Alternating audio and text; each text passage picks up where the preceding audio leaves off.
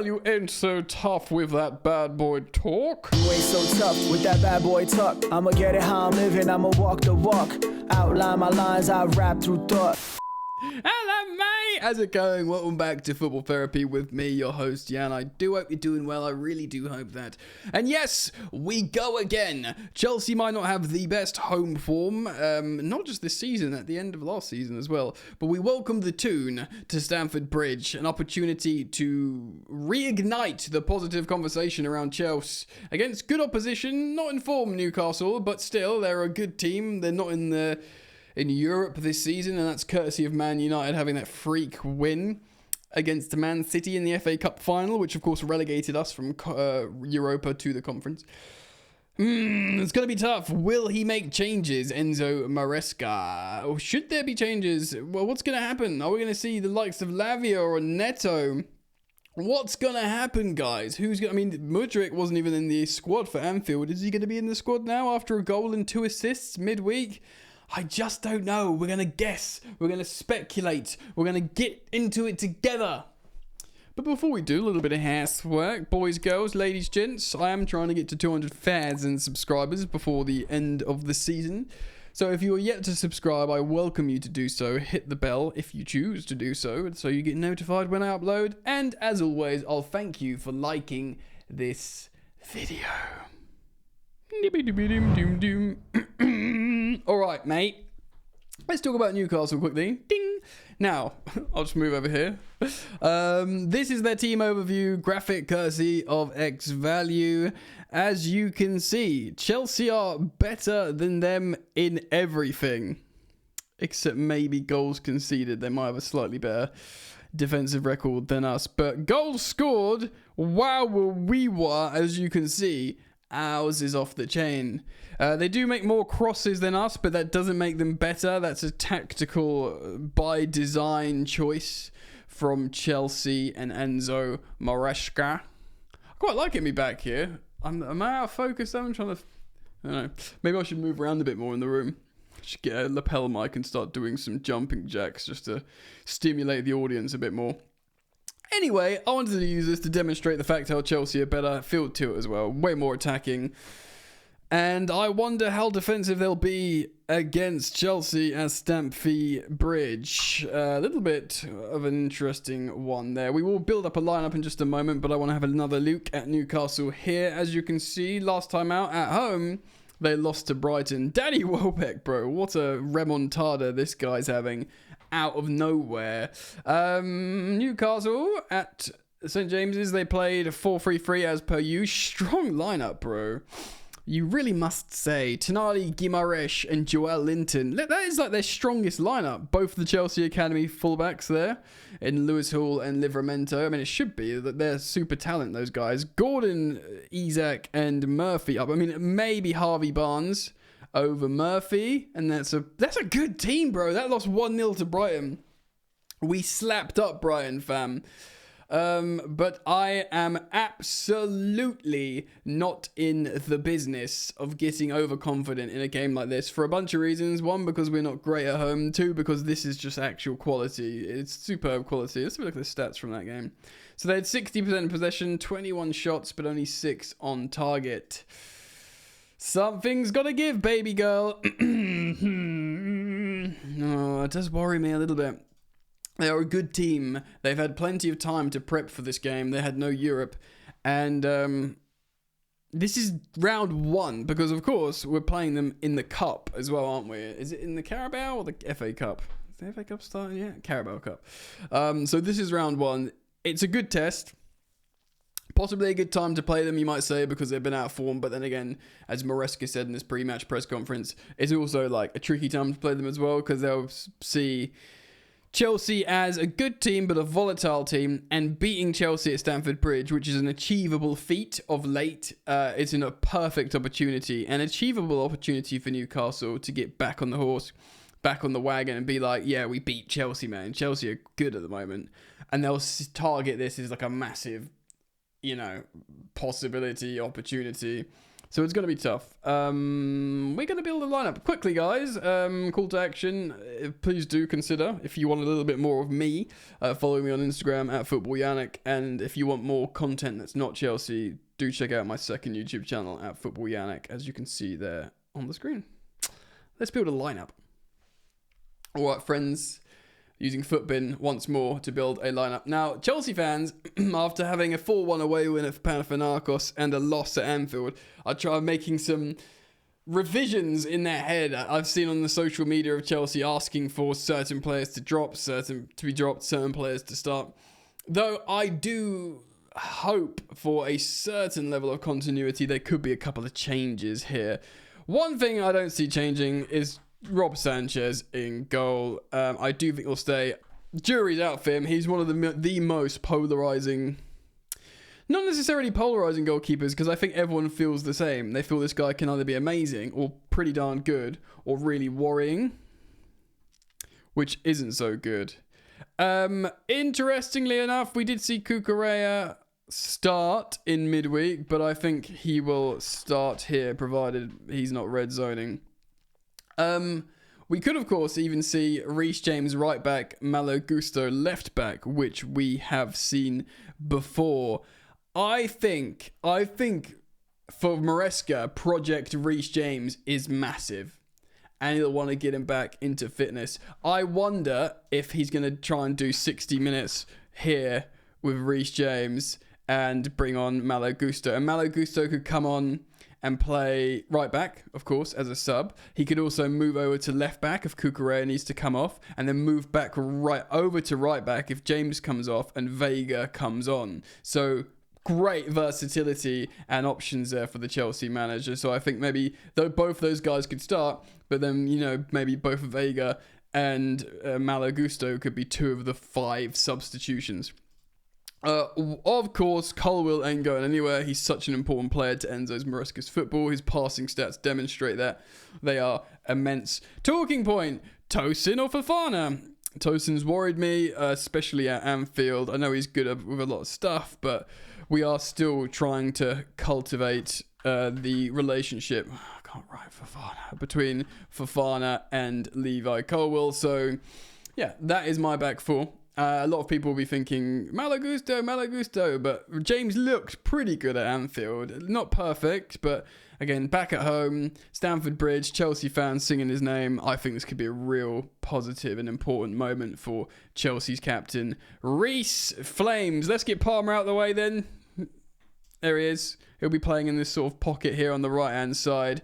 Also, similarly, let's get Caicedo in there. Very, very important indeed. We did hear Maresca talk up Nico Jackson again. He's not going to play him as a winger like Pochettino did at times. He sort of confirmed in his pre-match press conference that he's more inclined to play Nkunku wide, which doesn't make much sense to me. I'd do it the other way around, but he's got a plan and I don't, so I trust his plan. And yes, Nico, of course, Nkunku played midweek. He was also brought off because I think he'll be utilised in this game, possibly like 20 minutes plus. So Jackson, I think, is almost certainly going to start here. Now, you'll notice the 3 positions I've left here. Maybe you could argue the Reece James one as well. I don't think Tosin will start over Fofana, but possibly Reece James and Gusto. And these 3 are the ones that people are starting to think are maybe up in the air. And I'll tell you for why. Obviously, if Noni gets dropped, Neto plays there. That's what's happened. And if Neto plays there, obviously Jadon Sancho is going to play left mid. But some people, after watching the Anfield performances, because they had 45 minutes each, saying because Neto was so much better on the left wing than Sancho was there, that he should start there and Noni starts on the right. So we'll talk about that in a moment. But to complete the CDM, of course, Enzo started and captained in midweek, but captain's back here, right back for me. That's no issue. We want to see it. We want to see the Romeo Lavia, Moises Caicedo double pivot midfield partnership. It's just it's quality. I'm not writing off Enzo Fernandez. I think there's a player in there. I just wonder if for the moment this is the way to go, bro. Lavia and Caicedo. Lavia's such an impressive baller that you'd rival fans talking about his performance last time out. I think it's important. Maybe there's a case to be made for if Newcastle, because they're in poor form and they're playing away at Chelsea, Eddie Howe decides to play deep and robust and try and hit on the break, and we need to break them down. Maybe Enzo Fernandez is a better player to break down an opposition block than Romeo Lavia. But then again, we'll be more vulnerable on the break there as well. So I think if it was clearly an inferior opposition, then you play Enzo Fernandez to unlock him. But because Newcastle deserve respect, we looked at the starting lineup a minute ago. It's good, bro. I think Lavia is there. So what do we do then? Well, because I think there is a chance that Eddie Howe, who's tactically versatile, like they said at home, they had 60% of the ball against Brighton, and Brighton are historically a possession side, but I do think they'll be a little bit more reactive than proactive here. And that being said, because he's not really fast in transition, but he's good at slowing the game down in front of a block, Jadon Sancho gets another chance. And he looked really good for the first 3 games, 3 assists, 1 a penalty. These are all really good things. I've got to put the Man United one on. I know that's just silly, but I need to make sure it's the Chelsea badge because yuck.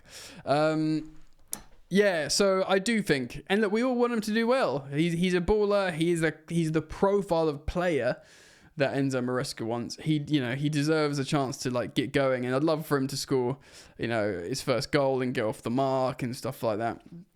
And then obviously right mid. In right mid, you could do Neto or you could do Noni Madueke. Now Neto, he's so good, Neto, and I think I've said it here on the channel before. I think there's a chance he makes this position his own.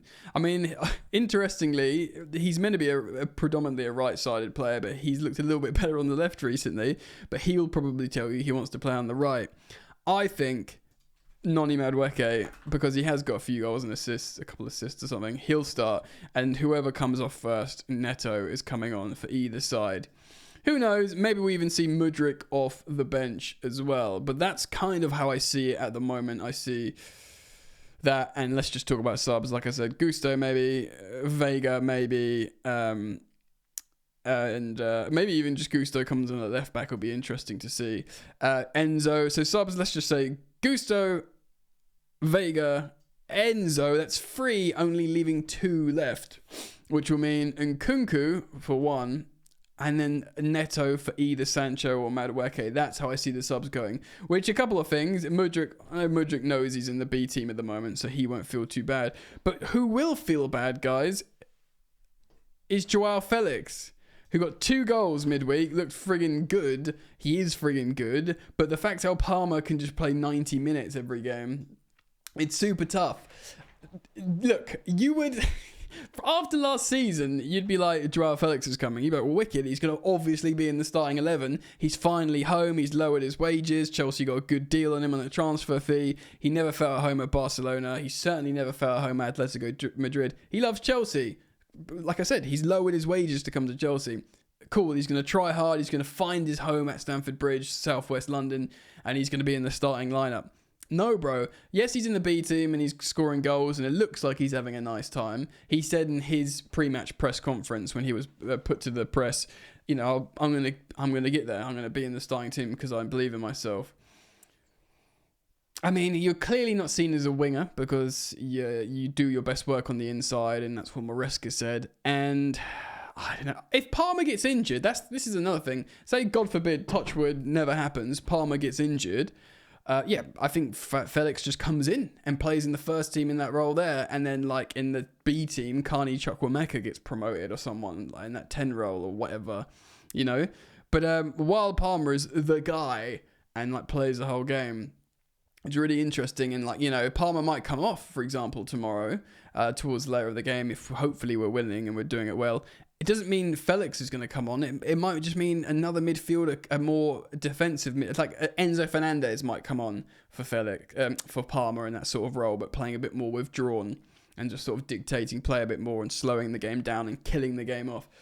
It's a really interesting one, isn't it? Because I've got a feeling that Neto just somehow gets into this team eventually, you know. Mudrik's had loads of chance. He might be something special one day. We don't know, but we've all sort of settled with that. Felix is confident, bro. He's the opposite of Mudrik. Mudrik's problem is confidence, right? What's that song by Ocean Valley? Is it Ocean Valley or something? It's all about confidence, baby. Felix is confident. He's like, yeah, I'm good to go. And he will get stuck in. Remember that red card in his first game against Fulham in his loan? He was like, yeah, Premier League. Red card.